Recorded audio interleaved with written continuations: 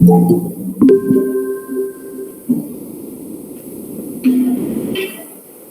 acuerdo. Muy bien, buenas tardes a todos. Mi nombre es Andrés González Estrada. Actualmente soy profesor planta de la Escuela de Ingeniería Mecánica y coordinador de posgrados de la escuela.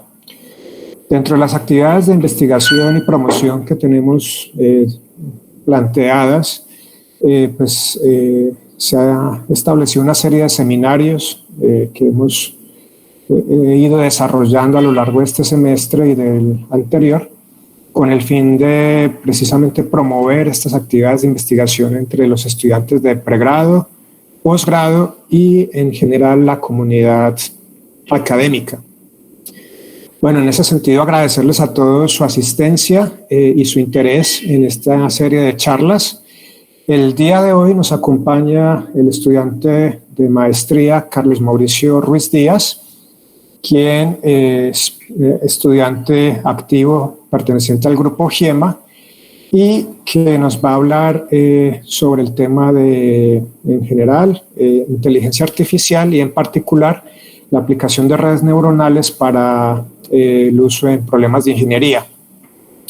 El estudiante Carlos Mauricio es ingeniero mecánico de la UIS, tiene experiencia en el ámbito de inteligencia artificial aplicada a flujo. Cuenta ya con algunas publicaciones en revistas indexadas y en congresos internacionales. Recientemente ha presentado estos temas en el Congreso Mundial de Mecánica Computacional que se desarrolló en París, lastimosamente de forma virtual, pero junto con esos trabajos y otros que ya tiene desarrollados, ha adquirido cierta experiencia que quiere compartir el día de hoy con todos nosotros. Entonces, muchas gracias, Carlos, por la intención. Te damos entonces la bienvenida y bueno, tienes la palabra para continuar con tu presentación. Vale, profe. ¿Me escuchan bien? ¿Me escuchan bien? Vale. Entonces, buenas tardes para todos. Como el profe Andrés, que muchas gracias por su presentación. Soy ingeniero mecánico, egresado de la Universidad Industrial de Santander. Actualmente estoy haciendo una maestría de trabajo en la aplicación de inteligencia artificial en lo relacionado con flujos multifásicos, ¿no? Básicamente, el día de hoy vamos a hablar un poco sobre la aplicación de esas dos técnicas con las cuales hicimos publicidad, que son la aplicación de redes neuronales y ANFIS en problemas de ingeniería. Vamos a hablar un poco también de la aplicación de estas técnicas de manera general y global. Permítame, voy a compartir pantalla.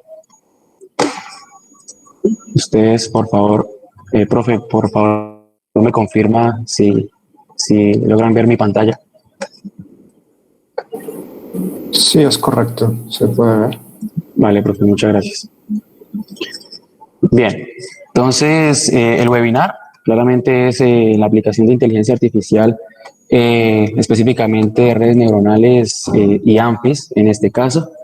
El contenido como tal de la presentación va a incluir lo que interviene con las generalidades, introducción a la inteligencia artificial, modelamiento matemático, sus herramientas para la implementación, el software en el cual se puede generar esa implementación, y sobre el final de la presentación vamos a hablar un poco sobre las aplicaciones que tenemos actualmente en problemas de ingeniería.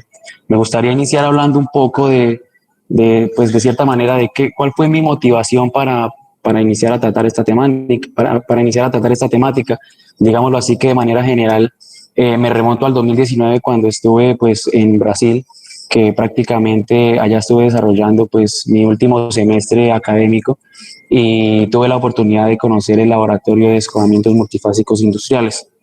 Allá hacíamos una caracterización de flujos multifásicos, específicamente para empresas del sector petrolero, y nos surgió un problema, nos surgió un interés en determinar la cantidad de flujo que iba por las tuberías, ¿sí? Entonces, básicamente, desde ese momento nos comenzamos a generar esa esa duda de cómo podríamos calcular de manera muy precisa esa cantidad de flujos, ¿sí? Entonces, tomando esa como para no seguir entrando ahí en detalle, que lo quiero tratar un poco más a fondo cuando hablemos de las aplicaciones, quiero inicialmente pues dar una breve introducción, hablando de un poco pues lo que son las generalidades de la inteligencia artificial, ¿sí? En este slide podemos apreciar que tenemos tres términos que son quizás ya un poco conocidos para todos nosotros, como lo es el Big Data, la inteligencia artificial y la analítica web.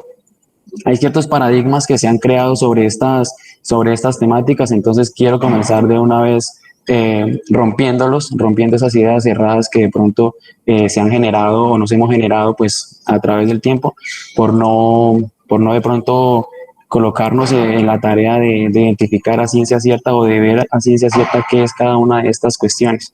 Inicialmente, pues, Big Data hace referencia a la cantidad de datos que manejamos, ¿no? Por ejemplo, en el slide les presento que en un minuto podemos encontrar, buscando en Google o en cualquier motor de búsqueda, podemos encontrar resultados muy rápidamente, una cantidad exorbitante de datos, ¿sí? Digámoslo así que puedo concluirles que el 90% de los datos con los que se cuenta actualmente han sido generados en los últimos años. Sí, entonces el Big Data a lo que hace referencia es a toda esa cantidad de datos con los que actualmente se cuenta. Si nos vamos un poco a la derecha, vamos a encontrar la analítica web, que es en esencia, o hace referencia en esencia a la manera en cómo podemos hacerle análisis estadísticos a esos datos que el Big Data nos está almacenando, ¿sí? Como tal, en esta información se puede extraer, por ejemplo, para una empresa diciéndonos no, cuántos clientes visitan nuestra página web, cuánto duran en nuestra página web, ¿sí? Ver cómo aumenta la cantidad, por ejemplo, de seguidores y, por ejemplo, si ustedes se ponen a analizar, hubiésemos podido implementar un sistema de analítica web para determinar qué red social fue la más, por la que ustedes se enteraron de esta webinar. ¿Sí? Entonces, esta cuestión de la analítica web lo que hace es esto, analiza y me presenta análisis estadísticos de toda la data que pues Big Data tiene disponible, ¿sí? Ya como tal, la inteligencia artificial, pues que comprende lo que es Machine Learning y Deep Learning, van muy de la mano pues también con Big Data, ¿no? Pero ¿qué pasa? En la inteligencia artificial, con estas técnicas de Machine Learning o Deep Learning, lo que hacen es, le realizan un tratamiento a esos datos que Big Data tiene disponibles para nosotros. De esta manera, nos vamos un poco más específicamente a hablar de lo que es inteligencia artificial, Machine Learning y Deep Learning. Digámoslo que de esta manera, la inteligencia artificial o IA es una simulación de procesos de inteligencia humana, ¿no? Por parte, pues, de las máquinas. Sí, especialmente en sistemas informáticos que como tal incluyen lo que es el aprendizaje, adquisición de datos, reglas que me permiten que a partir de esos datos se generen interacciones y al final generación de modelos. Sí, en otras palabras, la inteligencia artificial es cualquier software que replique pues las capacidades humanas, ya sea para tareas específicas o pues para tareas mucho más complejas. De esta manera, puedo afirmarles que de manera global el Machine Learning tiene, digámoslo así, dos tipos de aprendizaje, ¿sí?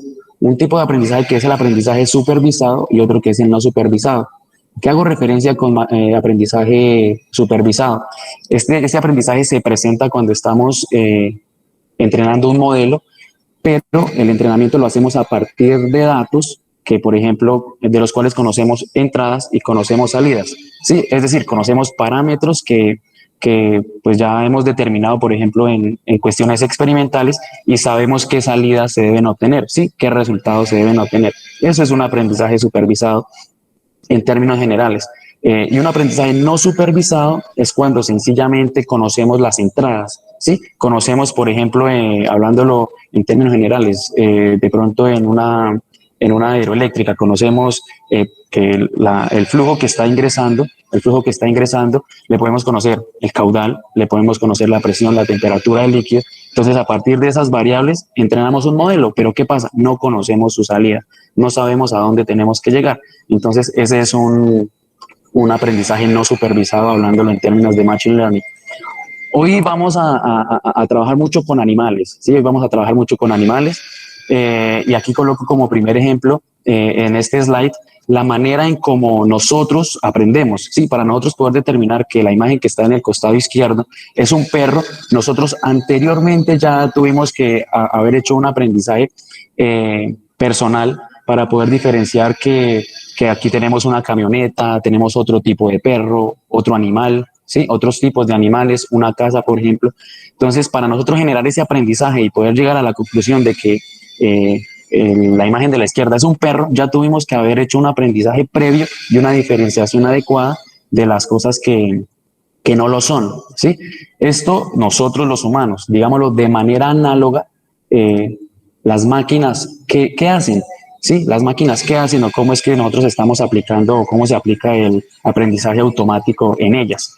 Sí, yo sé que todos estamos con un celular en este momento en el bolsillo o frente a un computador. Entonces, en algún momento de nuestras vidas, más ahora que antes, tenemos acceso a todo este tipo de tecnología, en donde para desbloquear mi celular tengo que generar un reconocimiento de mi rostro o simplemente un reconocimiento de voz, ¿sí? Toda esta cuestión se basa se puede hacer por la aplicación de la inteligencia artificial, ¿sí? Cuando, por ejemplo, vamos a, no sé, a algún lugar, a un edificio que decimos, no, es un edificio inteligente, que para poder abrir las puertas tenemos que utilizar la huella de nuestros dedos, ¿sí? Un lector biométrico. Todas estas cuestiones se reducen a la identificación de patrones, ¿sí? A la generación de patrones para poder desarrollar todas estas actividades.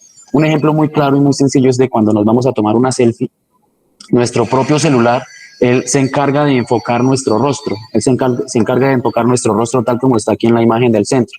Él lo que hace es, dice, sí, ya él previamente cuando hemos estado configurando nuestro celular, hemos dicho, él nos ha preguntado, bueno, acérquelo más, aléjelo un poquito más. Él lo que está haciendo es generando un patrón en el cual se enfoca en el reconocimiento de características físicas de nuestro rostro, ¿sí? Entonces, esta es la manera en cómo las máquinas aprenden, a partir de reconocimiento de patrones o a partir de la generación de patrones que van muy de la mano con la generación con la obtención de datos, por ejemplo, pueden ser experimentales o en este caso, datos reales. Otro ejemplo que les quiero mostrar es que en algún momento hemos utilizado alguna de estas aplicaciones para hacer alguna compra o alguna consulta, ver el precio de algo.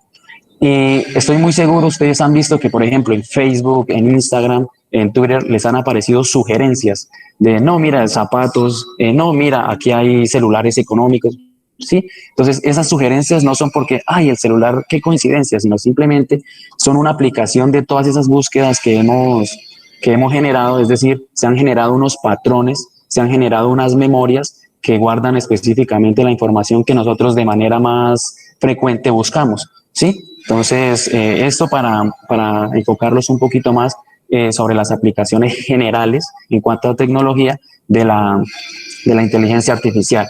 Entrando un poco más en materia, partimos de que se pueden tener inicialmente dos tipos de estructuras para programación, ¿sí?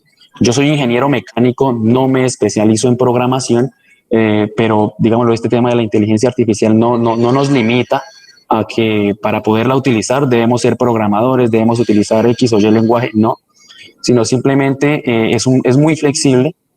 Por tal razón, hago aquí una comparación entre lo que es una estructura básica de programación convencional y una estructura de lo que es ya inteligencia artificial, específicamente Machine Learning y posteriormente Deep Learning, hablando en términos estructurales. Entonces, inicialmente, aquí hago referencia con un programa convencional, ¿sí? A los que normalmente o tradicionalmente hemos venido hablando en la ingeniería, en nuestra clase de programación, donde, listo, me dicen, usted tiene, por ejemplo, para la programación convencional, usted tiene dos números, usted tiene el 1 y el 2, ¿sí? Entonces, ¿qué pasa? Para poder hacer que ellos se interrelacionen, usted tiene que agregarles un programa, ¿sí? Un programa que haga, que lo sume. Entonces, esa es la programación convencional, donde doy unas entradas, doy ciertas características para que esas entradas tengan una interacción. Eso se da dentro del ordenador y me genere una salida. ¿La salida cuál es? La suma. Sumé el 1 con el 2, la salida va a ser el 3. Bien, digámoslo que de manera análoga al Machine Learning tiene otro tipo de comportamiento, otro tipo de estructuración, ¿sí?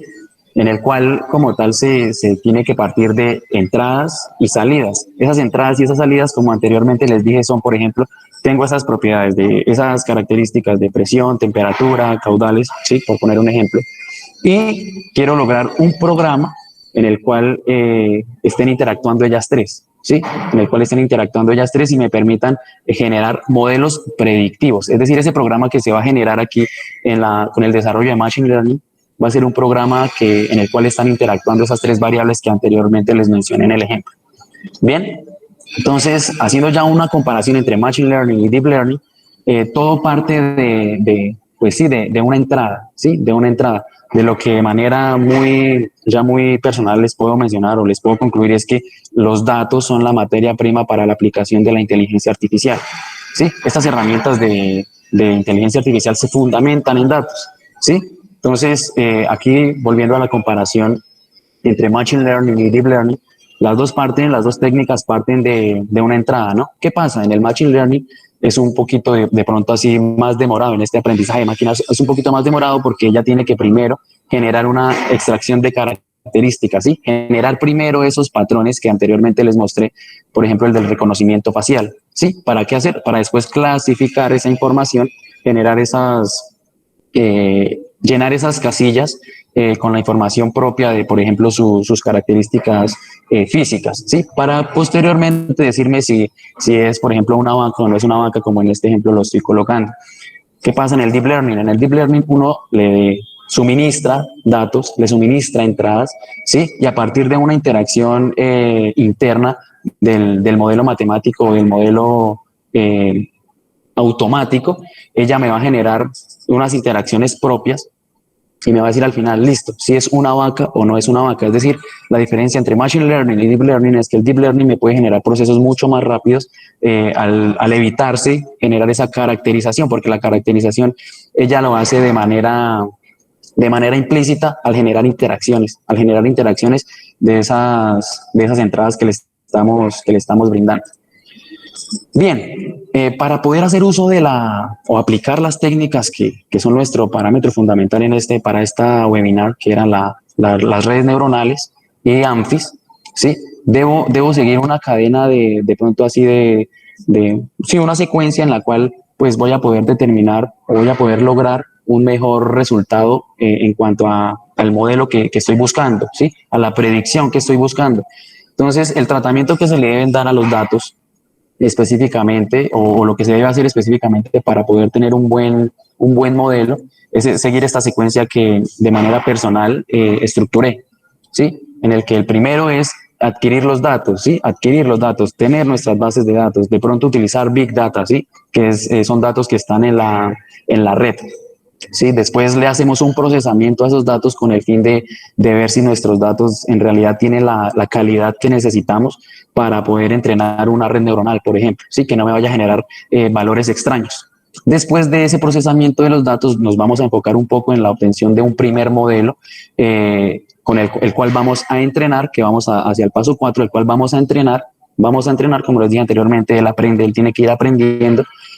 Después ya de que hicimos el entrenamiento nos vamos a un proceso de validación donde determinamos si los resultados que estamos obteniendo son realmente buenos o no lo son. ¿Sí? Buenos, hago referencia a la comparación entre las entradas y las salidas, con qué error se presentan entre esos dos resultados, ¿sí? Para posteriormente ya generar un modelo robusto y flexible desde el punto de vista en que se ajuste a cualquier entrada que yo le suministre.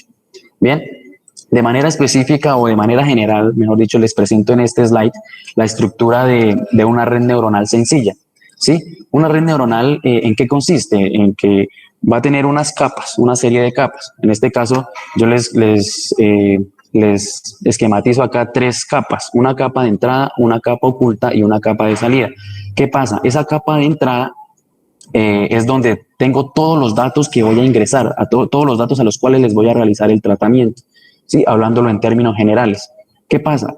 Después tengo la capa oculta. La capa oculta es aquella capa en donde se realiza o en donde se lleva a cabo esa interacción matemática que me va a permitir determinar un modelo final que va a ser nuestro output, nuestra salida, a partir de interacciones entre de esas entradas, ¿no? Entonces, ya posteriormente les voy a hablar un poco más de la estructuración interna de lo que es una red neuronal, pero básicamente una red neuronal es esto, es una estructura en la cual a partir de unas entradas le genero unas interacciones, que ya le agrego otros términos matemáticos en un momento, y llego a un modelo definitivo o a un modelo predictivo, ¿sí?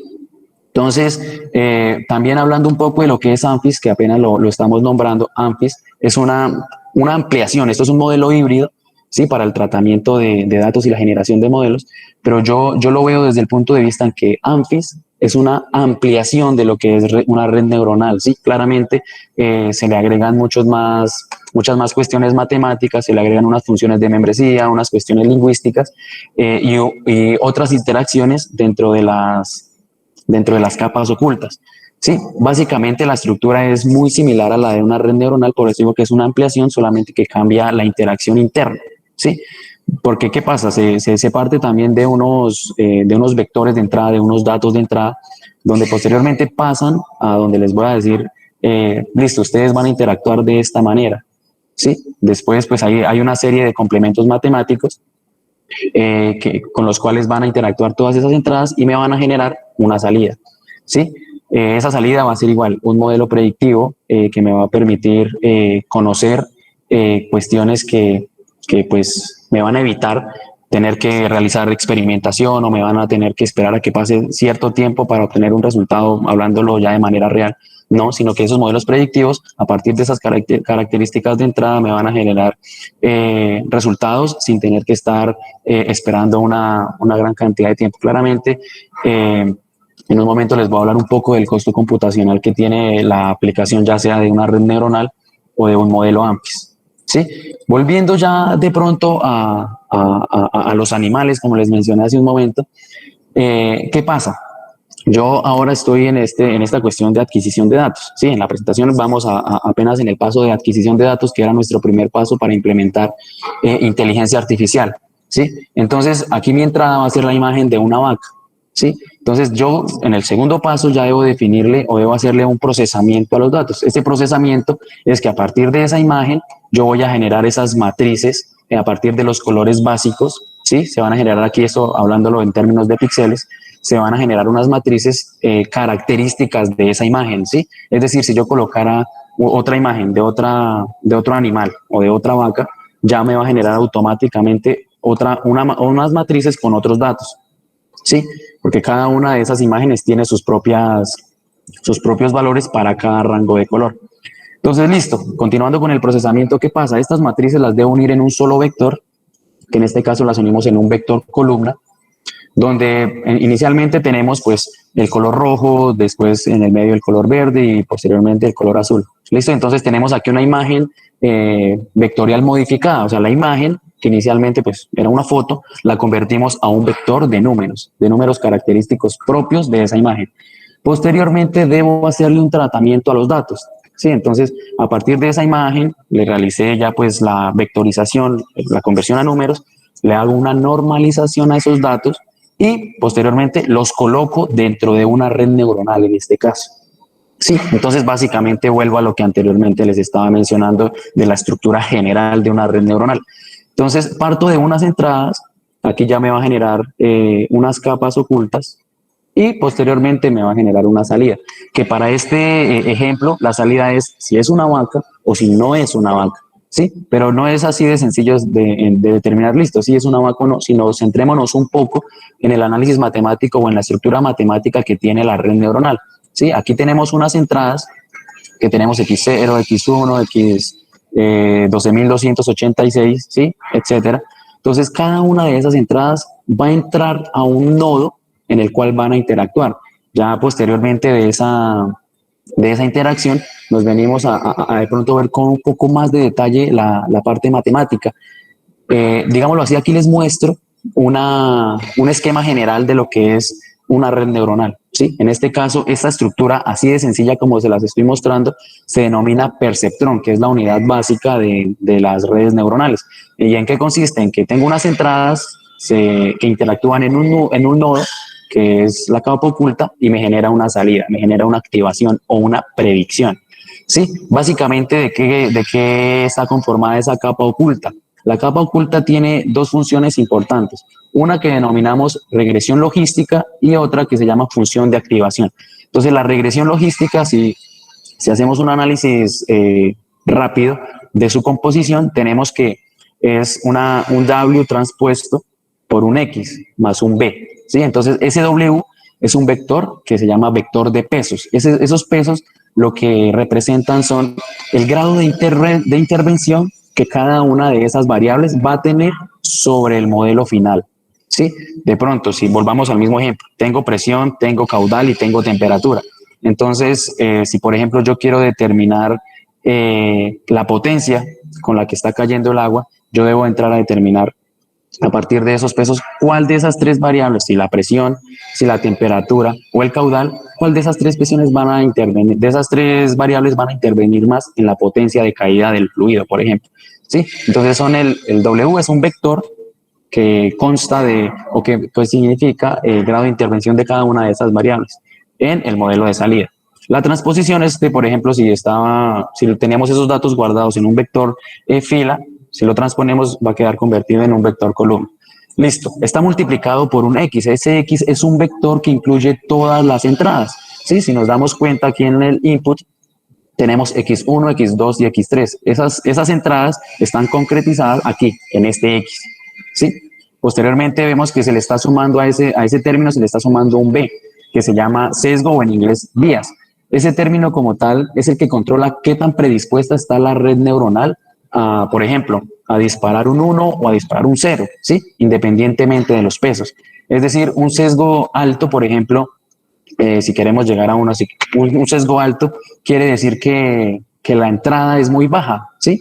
Quiere decir que por ejemplo, si queremos llegar a un valor de 1 y este valor de aquí de W transpuesto por X me está dando 0.5 o 0.3, por ejemplo, debo sumarle un 0.7 para que ese valor llegue a 1. Es decir, cuando hay un sesgo o un bias alto, quiere decir que el sistema no está muy bien ajustado si nuestro fin es llegar a 1. ¿Por qué? Porque tuvimos que ajustarlo muchísimo, tuvimos que agregarle un valor muy grande para pues, poder obtener esa respuesta.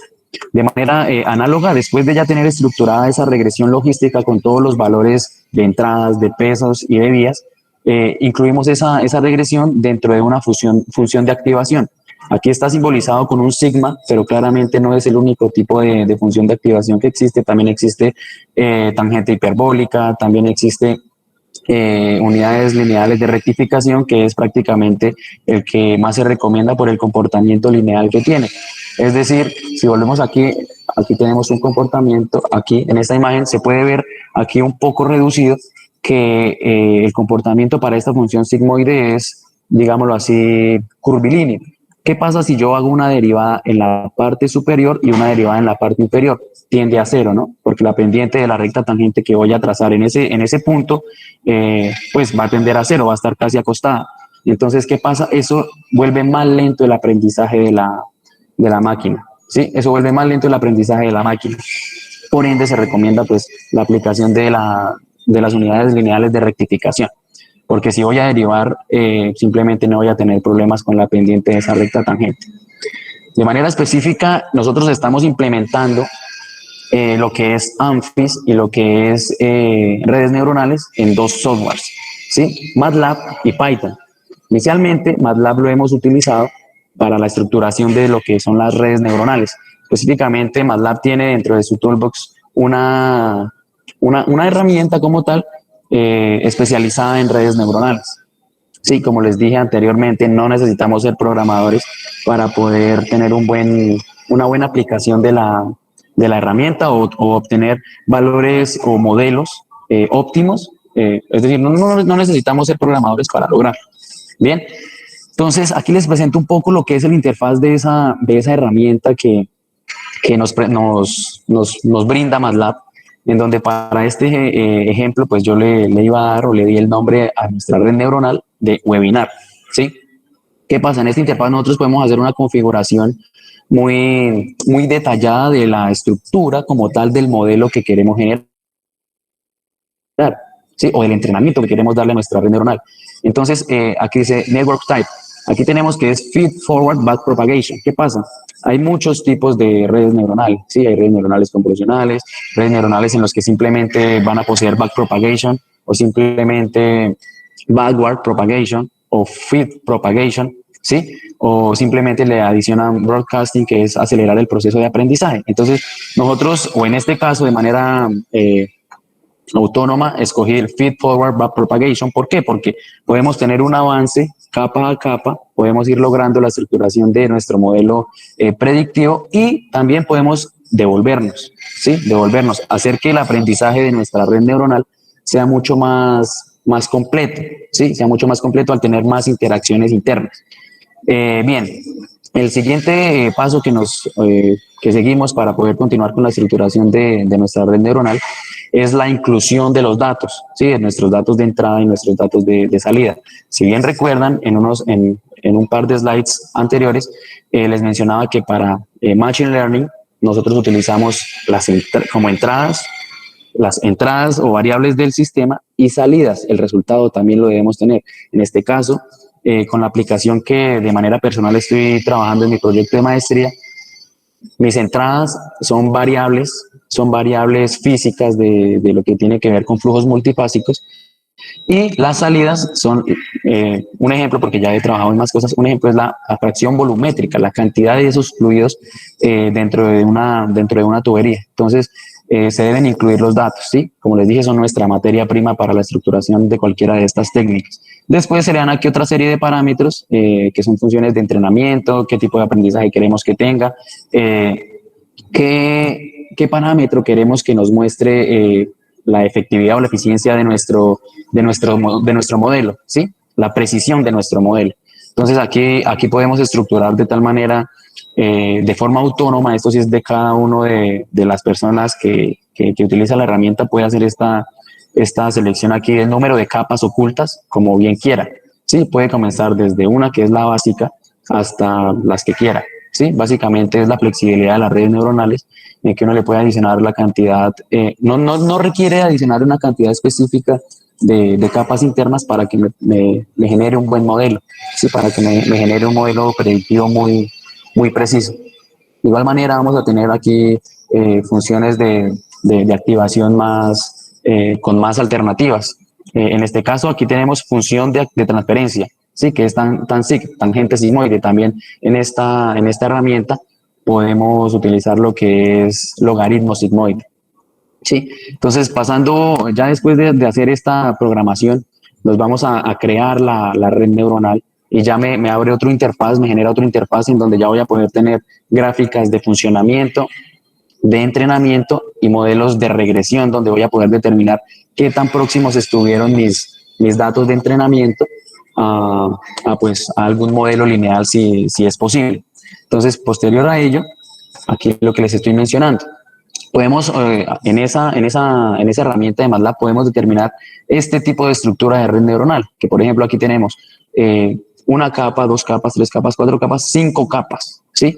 De las cuales cuatro son ocultas, hidden layer. Cuatro de esas cinco capas son ocultas. Entonces, ¿qué pasa? En este caso, para el ejemplo, yo había utilizado cuatro entradas, ¿sí? Cuatro variables de entrada, ¿sí? En cada una de esas capas le coloqué que tuviera 10 neuronas, ¿sí? Es decir, 10 nodos en los cuales iba a haber interacción interna, ¿sí? Eso para cada una de las capas. Y como salida simplemente estaba, como les dije anteriormente, buscando la fracción volumétrica, la cantidad de fluido de cada una de las sustancias que estaban dentro de la tubería. Entonces, como les mencionaba anteriormente, se van a generar unas gráficas importantes en las cuales voy a poder determinar el funcionamiento, voy a poder determinar el grado de linealidad que puedo obtener con los datos que genere el entrenamiento. Entonces, básicamente para ese ejemplo que hice, estos fueron los resultados, donde aquí para la raíz del coeficiente de determinación obtuve un valor casi de 1, ¿sí? No es el único factor que hay que analizar, pero digámoslo así, que cuando este valor tiende a 1, se dice que los resultados son muy buenos, ¿sí? El error es muy reducido. Posteriormente, ya digámoslo esto así, desde el punto de vista de redes neuronales en MATLAB. Ahora una ampliación en MATLAB también, pero a lo que es ya el modelo híbrido que mencionamos hace un momento, que es ANFIS, que es Adaptive Neurofuzzy Inference System. vamos a tener otro tipo de estructura, pero que es muy similar a la de red neuronal. Como les mencionaba anteriormente, en la parte de arriba tenemos nuestros datos, todos nuestros datos. Igual, hay que cargarlos en el workspace de MATLAB, hay que generarle un tratamiento previo para, pues, como tal, poder hacer una determinación de qué tan buenos son mis datos, ¿sí? Entonces, aquí el manejo de la interfaz es igual bastante sencillo, donde debo agregar valores para entrenar y valores para validar, ¿sí? Generalmente, según la literatura, hemos trabajado con el 70% de nuestra base total, la utilizamos para el entrenamiento. De nuestra base de datos total, la utilizamos para el entrenamiento. 15% para una validación y otro 15% para pruebas. Es decir, ya tenemos todo el 100% de ese conjunto de datos en uso, ¿sí? Entonces, las estructuras pueden ser tan sencillas o tan complejas como el autor quiera, como nosotros queramos, ¿sí? ¿Qué pasa? Aquí en Amphis, recuerdan que hace un momento les mencioné el costo computacional. Cuando la estructura es muy densa, es, digámoslo así, es muy robusta. ¿Qué pasa? El tiempo computacional, el costo computacional eleva, ¿sí? Digámoslo así, que son prácticamente, si es muy densa la estructura, va a ser mayor el costo computacional al utilizar la herramienta. Entonces, básicamente esas dos herramientas son las que hemos trabajado, por llamarlo de alguna manera, en donde aquí en la configuración podemos ver que tenemos 4 entradas y una salida, ¿sí? Aquí en la parte superior. Y ahora, en la parte inferior izquierda tenemos 1, 2, 3, 4 entradas y una salida. ¿Qué pasa? O estas dos imágenes, ¿en qué se diferencian? En la cantidad de funciones de membresía que vienen a ser estos nodos, ¿sí? Que están aquí de forma interna, que en este caso pusimos 3 para cada una de las entradas, 3, 3, 3, y para este otro ejemplo pusimos 2, ¿sí? Al colocar 3, el esquema como tal se satura demasiado y, pues, digámoslo así, me retrasa la generación del modelo. Entonces, digámoslo así, que a priori les puedo comentar que Amphis genera un poco más de gasto de máquina, es decir, el costo computacional es más elevado. Digámoslo así, ya entrando un poco en lo que es la otra herramienta que les mencioné, que es Python. Esta hasta el momento la hemos utilizado solamente para generar redes neuronales, ¿sí? Siguen básicamente el mismo comportamiento de estructuración, ¿sí? En el cual tenemos que, en primer lugar, adquirir datos, después hacer una inicialización pues, para generar el modelo. Después también una cuestión de propagación, que es ya cuando el modelo empieza a tener más libertad de trabajo. Después se hace una optimización, se construye el modelo y se ajusta la tasa de aprendizaje. ¿Esta tasa de aprendizaje qué es? Esta tasa de aprendizaje a lo que hace referencia es a qué tanto estoy o qué tan próximo estoy del valor óptimo que programé. ¿Sí? Es decir, qué valor de error yo programé. Yo puse que el error fuera del 2%. Entonces, esa tasa de aprendizaje se debe ajustar para que al final mi modelo me presente valores con ese 2% de error. Bien, entrando un poco ya en lo que son las aplicaciones, digámoslo así, que la aplicación de estos procedimientos de estructuración y aprendizaje de modelos basados en datos, en realidad hay mucha información. Yo aquí les concreto un par de problemas de ingeniería en los cuales podemos utilizarla, más no son los únicos, ¿sí? Entonces, basándome en ello, paso retomo lo que les dije en el comienzo de cuál había sido la motivación personal en profundizar en esta temática. Digámoslo así, que el laboratorio con escala industrial en el cual pues tuve la oportunidad de estar y trabajar, es este que básicamente está aquí, que pues está muy moderno ahora. Cuando estuve allá estaba un poquito más, no estaba así de moderno, ¿sí? Entonces, básicamente, lo que nos llevó a la búsqueda de qué manera vamos a calcular la cantidad de fluido que está dentro de las tuberías, pues fue esta la razón, que en el laboratorio teníamos bastantes dispositivos que me permitían generar patrones de flujo, que ya en un momento les explico qué son, pero no sabíamos a ciencia cierta qué cantidad de fluido había dentro de las tuberías, como ya les he venido de manera recurrente repitiendo. Entonces, aquí en esta imagen se puede ver que dentro de la tubería va algo, ¿sí? Van unos fluidos, pero no sabemos a ciencia cierta cuál es la cantidad. Entonces, este es básicamente el laboratorio que fue mi motivación para poder ahondarme un poco más en lo que es esta temática. ¿Sí? Entonces, aquí un poco de lo que les hablé antes, que son los patrones de flujo. Entonces, aquí ustedes pueden determinar o pueden preguntarse, bueno, ¿qué son patrones de flujo? Los patrones de flujo son comportamientos característicos que se presentan dentro de las tuberías, en este caso, de la industria petroquímica, en el cual yo puedo, pues, a partir de las variables de entrada, que pueden ser velocidades, viscosidades, diámetros, inclinaciones de tubería, presiones, temperaturas, van generando distintos comportamientos de los fluidos al interior de la tubería. Entonces, básicamente aquí hay un resumen de cuando la tubería es horizontal, ¿sí? Se van a presentar una serie de comportamientos específicos de ciertas condiciones físicas, de velocidades, temperaturas, viscosidades, ángulos de inclinación, etcétera, pero que no es a ciencia cierta el único comportamiento que se puede tener. ¿Por qué? Porque se puede ampliar a una cuestión trifásica donde voy a tener agua, aire y aceite, ¿sí? O petróleo. Entonces, básicamente aquí podemos determinar que van sustancias dentro de la tubería que están siguiendo cierto comportamiento, pero bueno, ¿qué cantidad de cada una de ellas hay dentro de la tubería? Entonces, esa fue la motivación. Actualmente estamos trabajando en ello. Ya se han presentado, aquí les muestro dos noticias que básicamente son nuestro punto de partida para decir que estamos yendo en un buen camino, dado que ya se ha generado reconocimiento en el laboratorio, al cual pertenecemos, nuestro grupo de trabajo, en los avances tecnológicos que a partir de la aplicación de inteligencia artificial se han logrado. ¿Por qué? Porque han logrado reducir, o mejor dicho, han logrado monitorear en tiempo real a partir de la aplicación de inteligencia artificial todo lo que es el proceso de producción, transporte y extracción de óleo y gas pre-salt, que esto es pues a mar abierto. ¿Sí? Esa es una noticia y aquí está la otra que básicamente tienen el mismo fin. ¿Sí? Ya tenemos reconocimiento en la aplicación de esta temática. Ahora, una aplicación ambiental, ¿sí? Ya pues como tal hablándolo en términos de otro problema que nos requiere de nosotros los ingenieros, es que, por ejemplo, podemos generar a partir de esas variables ambientales, ¿sí? Por ejemplo, la velocidad del viento, la dirección del viento, intensidad de lluvia, temperaturas, humedad. A partir de esos valores podemos generar modelos predictivos, ¿sí? Podemos a partir de estos datos generar una serie de parámetros, una serie de patrones que me van a poder determinar tomar decisiones en momentos adecuados.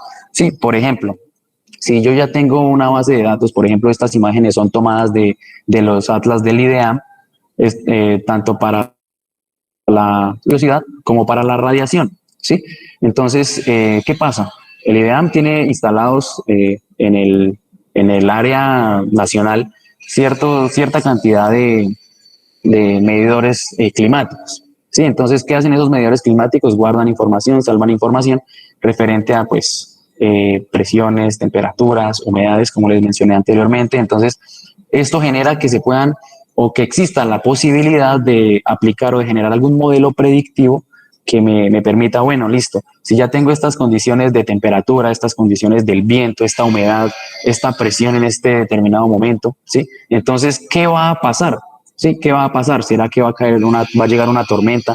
¿Será que va a llegar algún tipo no sé, de corriente de viento muy fuerte? ¿Sí? Entonces me permite hacer predicciones y tomar decisiones en el momento adecuado. Entonces, un ejemplo o una motivación como tal de la utilización de la inteligencia artificial pues, en las cuestiones ambientales es esto, ¿sí? La aplicación pues para determinar ciertas prevenciones. Bien, desde el punto de vista de la energía y la sostenibilidad, actualmente hay una cuestión que en serio esto es bastante moderno, que se llama Smart Grids, que son redes inteligentes que prácticamente son las que me permiten, por ejemplo, para hablarlo en términos generales, los dispositivos que tengo en casa, conectarlos con la nube, ¿sí? Aquí se integra otro factor importante que es el Internet de las cosas, Sí, esa información que los electrodomésticos me brindan, automáticamente las empresas que los fabrican la pueden controlar y la pueden conocer. Sí, pero ¿qué pasa? Por ejemplo, en una nevera, puede modificar la temperatura de la nevera, ese modelo predictivo, y en ciertas horas del día aumentar la temperatura o reducirla. Es decir, puede cambiar los modos de operación. ¿Sí? Es decir, aquí es una mezcla entre ingeniería eléctrica, electrónica, de energía y el Internet de las cosas. Digámoslo así, que en esta parte lo que necesitamos es capturar datos del comportamiento, por ejemplo, de los dispositivos que tenemos en casa, para hacerle seguimiento al consumo de energía, ¿sí? A qué tanto usamos cierto electrodoméstico, para así generar un algoritmo de entrenamiento para que en determinado momento se active un modo de ahorro de energía, ¿sí? De que, por ejemplo, no sé, la cámara que tengo instalada en la puerta de mi casa, a ciertas horas va a requerir de cierta luminosidad o bueno, de determinadas características que hacen que consuma una mayor energía. Entonces, ¿qué pasa? En ciertos momentos podemos optimizar ese consumo de energía cambiando las características a partir de datos que ya conocemos del mismo, ¿sí? De comportamiento o de uso que nosotros mismos le damos a ese tipo de cuestiones. Claramente aquí también entran las energías alternativas, ¿sí? Que aquí tenemos unos generadores eólicos. Entonces, básicamente, también a partir de las condiciones climáticas, uniéndolo con lo que anteriormente les mencionaba, se pueden generar predicciones. De pronto, en ciertas épocas del año se va a poder generar mayor energía a partir del viento o menor cantidad de energía a partir del viento. ¿Sí? Es decir, me va a permitir generar una optimización de todo ese tipo de procesos que pues van a llevar al ahorro en el consumo de la energía. Bien, ahora desde el punto de vista de las estructuras, ya sea desde el punto de vista de la ingeniería civil, de la ingeniería mecánica nosotros también, o la aplicación que queramos ver, en este caso las infraestructuras. No sé si ustedes recuerdan lo que ocurrió con el puente Tacoma Narrows, que fue un puente que pues entró en resonancia con el viento y comenzó a moverse y llegó al punto en el que se derrumbó. ¿Sí? ¿Esto qué pasa? ¿Por qué se generó esto? Porque no se generó, no se tenía o no se contaba en ese momento con un monitoreamiento de las características importantes que tiene una estructura, ¿sí?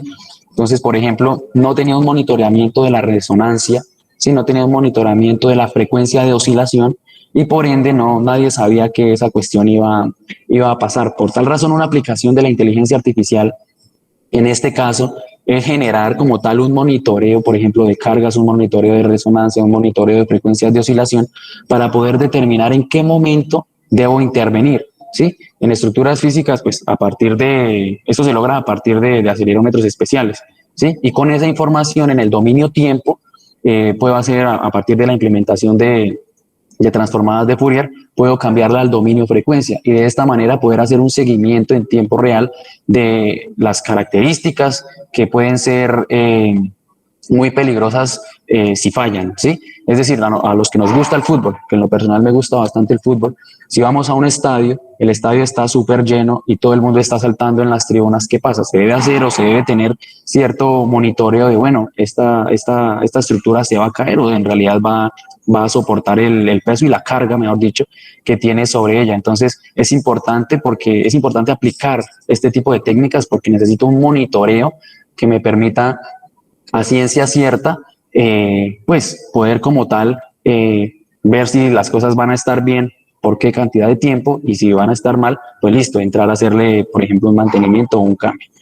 Bien, de esta manera, si hacemos ese tipo de seguimiento, también podemos hacer una cuestión de análisis de resistencia a materiales, lo cual me lleva al otro ejemplo, que es la aplicación de inteligencia artificial en la caracterización de materiales. ¿Sí? ¿Por qué? Porque puedo hacer un monitoreo de la resistencia de los materiales para poder determinar a partir de datos qué propiedades se pueden mejorar en los materiales. ¿Sí? Por ejemplo, yo sé que a partir de cuestiones experimentales, si llego hasta tal punto de carga, cierta probeta se me va a romper, ¿sí? Es decir, puedo a partir de esas cuestiones que ya conocemos, de esos datos que ya conocemos, generar predicciones. ¿Sí? Si, por ejemplo, se cambia el comportamiento de los materiales, si se le agregó un aditivo, si se le agregó cierto acabado superficial, si se le mejoró, ¿sí? Si se le hicieron cambios en su porosidad.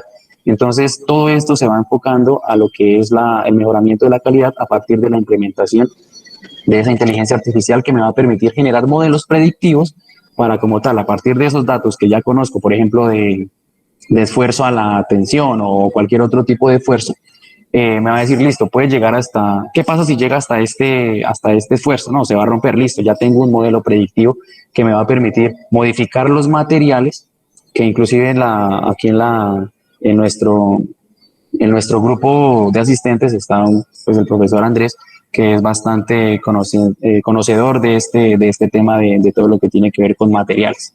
¿Sí? Bien, este es otra aplicación.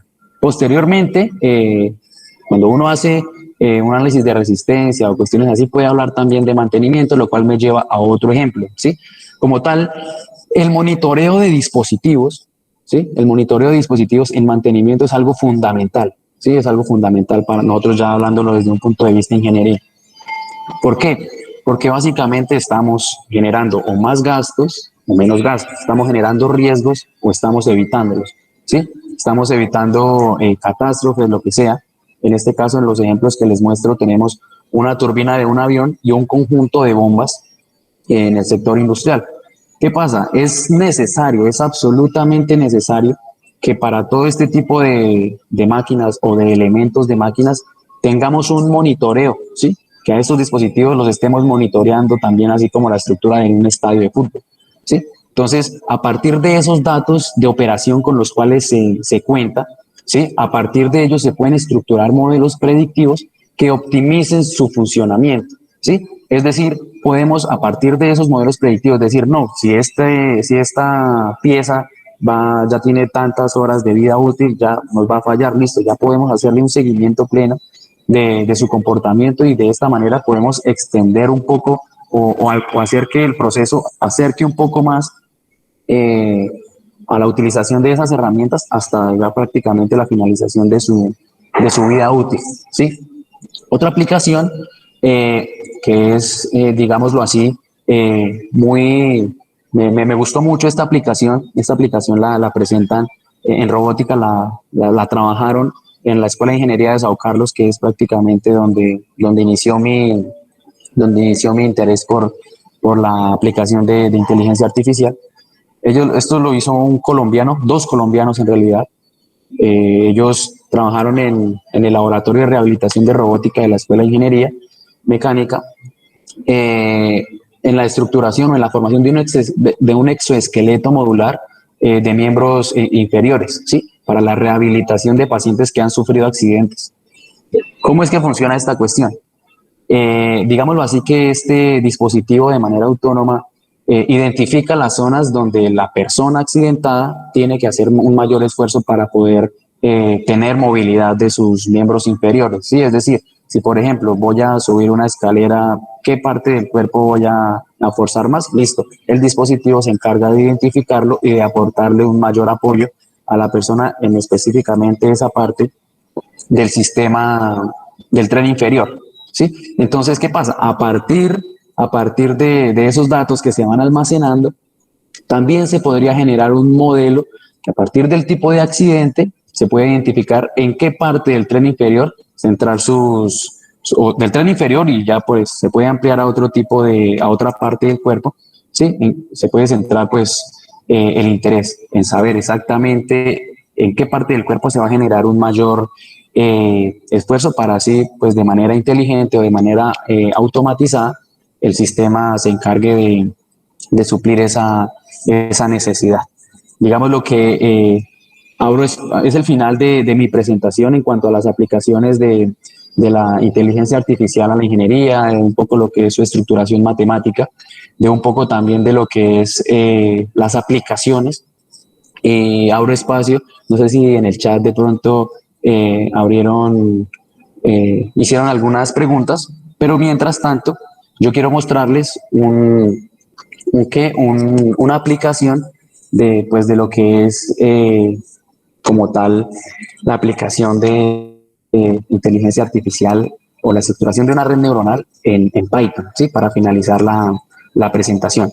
De esta manera, yo les dije que hoy íbamos a estar muy muy interactivos con los animales. Entonces, esta interfaz de Python, que es Jupyter, que es trabajar en la nube, básicamente sí tiene un lenguaje de programación, pero es muy sencillo digámoslo así, de aprenderlo, y es muy fácil de familiarizarse con él. En este caso, nuestra red neuronal lo que va a buscar hacer es determinar si la imagen que estamos colocando es un gato o no es un gato, ¿sí? Previamente yo he montado aquí pues las bibliotecas que son necesarias para poder desarrollar o estructurar la red neuronal. Sí, que en un posterior webinar o en una conferencia posterior vamos a entrar a explicar con un poco más de detalle. Entonces, básicamente la parte inicial que tengo acá en mi pantalla es la importación de bibliotecas para poder estructurar la red neuronal. Bien, entonces, previamente monté aquí en este documento que se llama LR-Utils, monté un vector con 208 imágenes a las cuales le reduje la calidad para poder generar un poquito más de dificultad en el aprendizaje de la red neuronal. ¿Sí? Básicamente el tratamiento que yo le hice a las imágenes, a los datos de entrada, fue reducirles la calidad, hablándolo en términos de píxeles. ¿Sí? Entonces creé un vector con 208 imágenes, que si alguien quiere, pues 3 personas que me escriban en el chat 3 números diferentes desde el 1 hasta el 208 para hacerles ahorita una prueba. Y bien, entonces, como muy bien dijimos en la explicación, en los slides, en la presentación, sí, partimos de cargar los datos, ¿sí? Entonces, lo primero que tenemos que hacer después de importar las bibliotecas es cargar nuestros datos para poder hacer el entrenamiento de la red neuronal. Entonces, en primer lugar, aquí lo que hacemos, que como les dije, no voy a tocar muy a fondo las funciones que utilicé, sino les voy a explicar es el funcionamiento. Entonces, en primer lugar, lo que hice fue cargar la información, ¿sí? A la hora ya de cargar la información, entonces voy a tener aquí que colocar, aquí veo en el chat 133. Voy a colocar aquí el número 133, que va a ser el número de la fila 133, y vamos a determinar qué imagen es, y vamos a ver la respuesta del sistema. Efectivamente, aquí de manera pixelada, como les mostré, es un gato, ¿sí? Es un gato. Entonces, aquí el sistema me está mostrando, sí, es un gato, la imagen es un gato, ¿sí? Entonces, ahora voy aquí a anotar otro número, voy a revisar aquí el chat,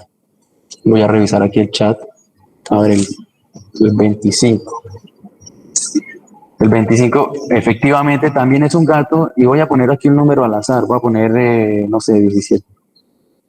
El 17 da la sensación de que fuera una ciudad, de que fuese una montaña con casas, y aquí vemos aquí la respuesta del sistema es que no es un gato, ¿sí? No es un gato. Este es, digámoslo así, de manera interactiva la aplicación de una red neuronal en Python, pero claramente no simplemente nos basta con decir, listo, si es un gato o no es un gato, sino básicamente aquí les voy a mostrar un poco de manera rápida, que es una estructura, pues digámoslo así, extensa, ¿sí? Extensa, pero no compleja. Extensa porque tengo que determinarle a ciencia cierta la precisión, ¿sí? ¿Recuerdan ustedes lo del tratamiento de los datos? En esta parte del código lo que se hace es eso, se genera una estructuración de esas matrices a partir de los colores, se genera esa vectorización, después se tiene que hacer como tal un entrenamiento previo, ¿sí? Una fase de inicialización para después poder calcular, aplicar lo de la regresión logística que les mencioné anteriormente, aplicar las funciones de activación pues para determinada cantidad de datos, que en este caso eran bastantes por la vectorización que se le hacía a cada una de las imágenes. ¿Sí? Aquí pues lo de la inicialización, la parte de la propagación, que es ya cuando él inicia a aplicar lo de backpropagation, que es a partir de que ya listo, ya obtuvo una respuesta, ahora se va a devolver a ver qué tan eficiente es el sistema, ¿sí? Y ver esa interrelación que hubo entre la salida y las entradas.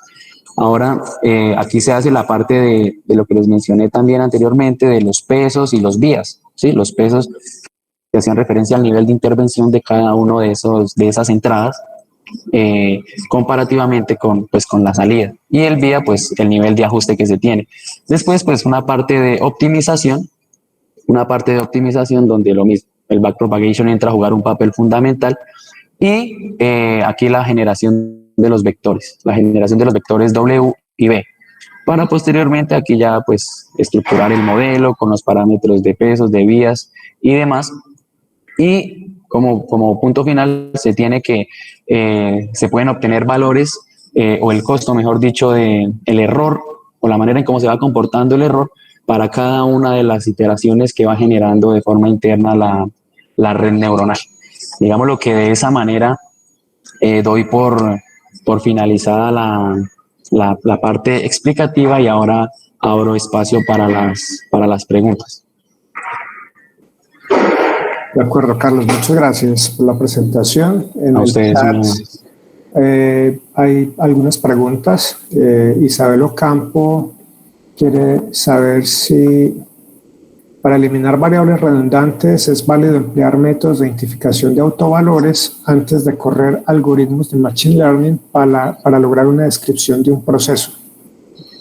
Para eliminar variables redundantes es válido emplear métodos de identificación de autovalores. Sí, claramente sí. Claramente sí. Si queremos lograr una descripción de un proceso, en primer lugar, como estuve de manera recurrente mencionándolo durante la presentación, es hacerle un tratamiento a los datos. ¿Sí? Ahora, hay que hacer una identificación porque claramente pueden haber factores muy repetitivos, ¿sí? Valores repetitivos que a ciencia cierta no me van a generar una modificación plena del entrenamiento porque prácticamente van a no generar ningún tipo de intervención.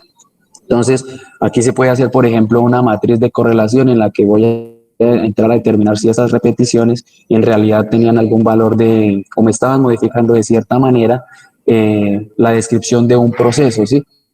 No sé si de pronto hace referencia Isabel a describir en qué sentido, si es de decir, listo, este proceso es bueno, es malo, es ineficiente o en qué cuestión. Quedo atento a tu respuesta a eso en el chat para continuar la respuesta. De acuerdo.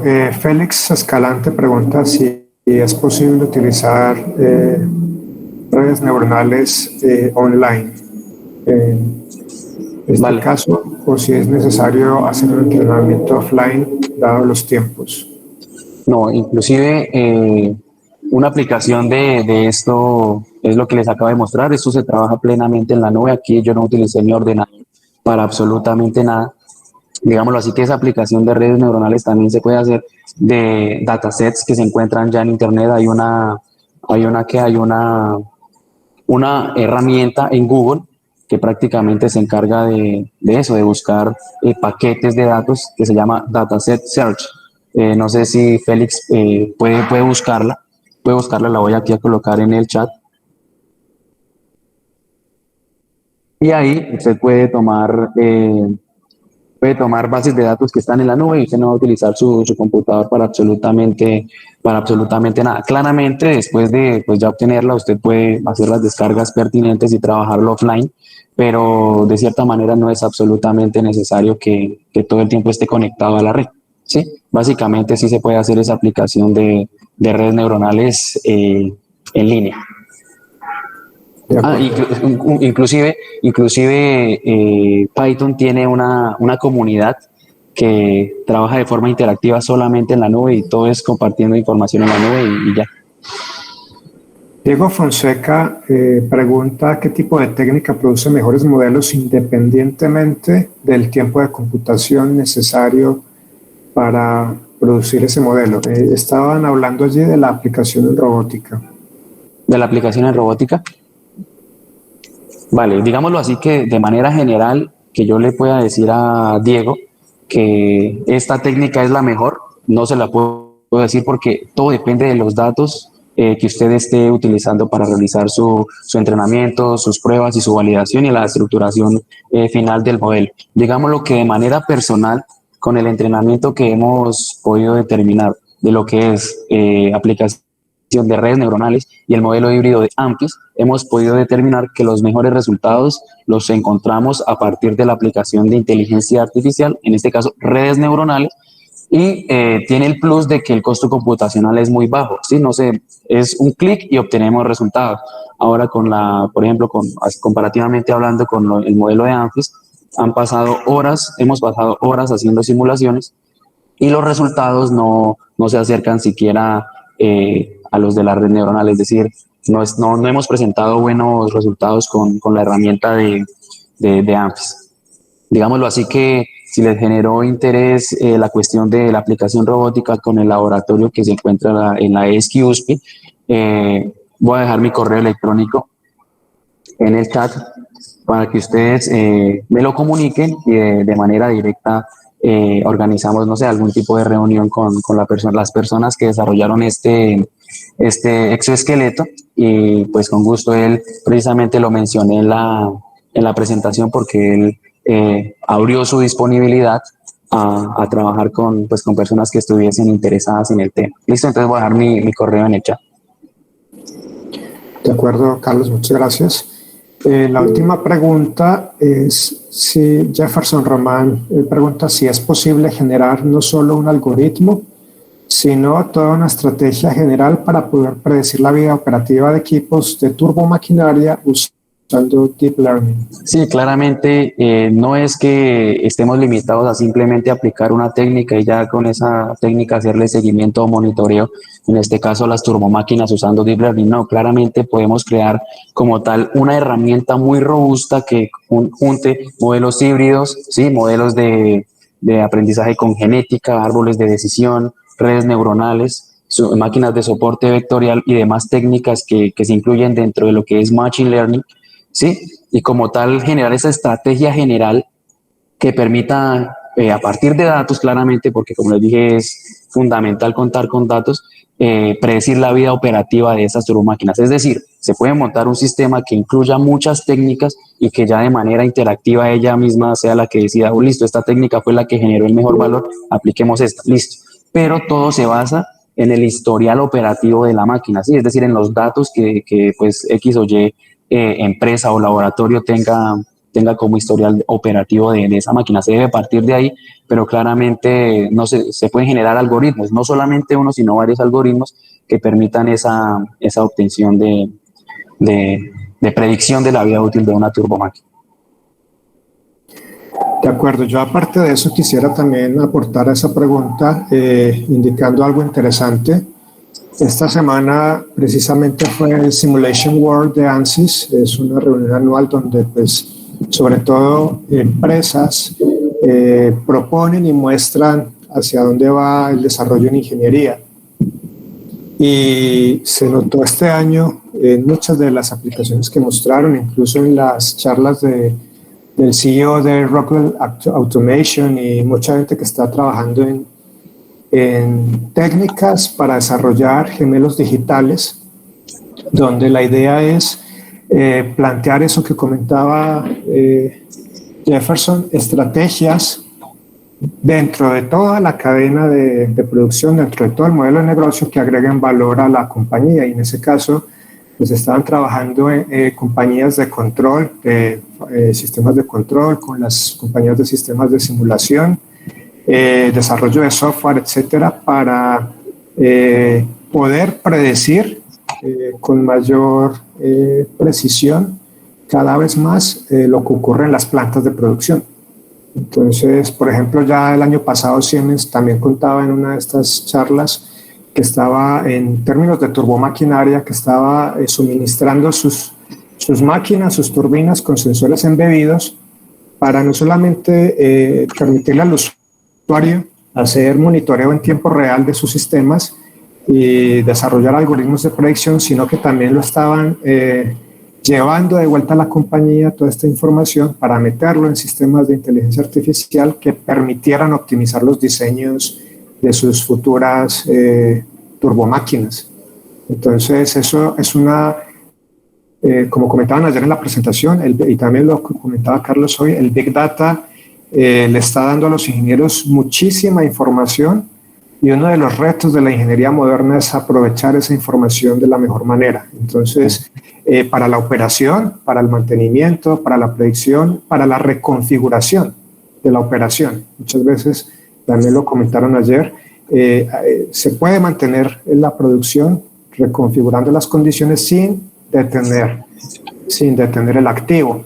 y finalmente pues incluso llegar al proceso de diseño, llevar esa información hacia atrás y decirle, bueno, fabricante, esta turbina o esta máquina tiene estas condiciones, yo necesito o interesaría llevarla a este otro estado modificando el diseño original. Entonces, son muchísimas cosas, muchísimos retos que se están planteando hoy en día con toda la información que es disponible, que está disponible en los sistemas. Carlos, pues de nuevo agradecer. Bueno, aquí tenemos un par de preguntas más. Sí, vale, los escucho. Si genero una red neuronal a partir de datos de una máquina, ¿para qué me sirve en la industria si las máquinas son dinámicas? Es decir, el ciclo de vida disminuye en el tiempo. Me gusta mucho esa pregunta porque precisamente mi reto es poder generar un modelo que sea de fácil implementación para el monitoreo en tiempo real. Sí, claramente todos los sistemas reales son muy cambiantes, ¿no? Entonces, básicamente, la aplicación de este, digámoslo así, que generáramos un modelo predictivo, sería intentar, que es lo que literalmente estoy haciendo, intentar generar un modelo que sea de fácil implementación, si es, ya sea en una maquinaria, en un laboratorio, en cualquier tipo de dispositivo mecánico o electrónico, lo que sea, para hacerle seguimiento en tiempo real. ¿Sí? Básicamente, esa sería mi respuesta de para qué sería útil generar una red neuronal. Listo, puedo generar la red neuronal a partir del historial operativo de la máquina y, por ejemplo, para determinar la vida útil, pero como tal, darle el plus de que le estoy haciendo un seguimiento en tiempo real. ¿Sí? Esa es la aplicación que se le puede dar a este tipo de cuestiones en sistemas dinámicos tan cambiantes. De acuerdo. Bueno, por cuestiones de tiempo vamos a dar entonces por terminada la charla. Cualquier otra pregunta que puedan tener la pueden dirigir al correo que facilitó Carlos. Sí, exacto. Y también pues informarles que la idea de ofrecer estos seminarios a la comunidad es precisamente que se interesen en los trabajos que estamos haciendo en la escuela, se puedan vincular a trabajar con los grupos de investigación. Hay dos grupos que trabajan estos temas de inteligencia artificial fuertemente y que colaboran, como en este caso con la USP o con otras escuelas de la misma universidad, y que bueno, estamos muy dispuestos a que primero ustedes se motiven y aprovechar esa motivación para que podamos trabajar juntos. Carlos, muchas gracias por la presentación, por el esfuerzo en preparar la documentación y esperamos pues poder contar contigo en otra oportunidad para una nueva presentación quizás más aplicada. Eso es lo que comentabas antes. Sí. Y también pues agradecer a los asistentes. Muchas gracias por su interés y buena tarde para todos. Vale, muchas gracias. Entonces, les agradezco a ustedes y en realidad quedo abierto pues vía correo electrónico a cualquier otra duda que se les pueda, que se les haya generado y que en este momento no hayamos por disponibilidad a haber contestado. Entonces, muchas gracias a ustedes y quedo atento para generar otro espacio de estos y continuar trabajando con todos ustedes. Que tengan una buena tarde y un fin de semana excelente.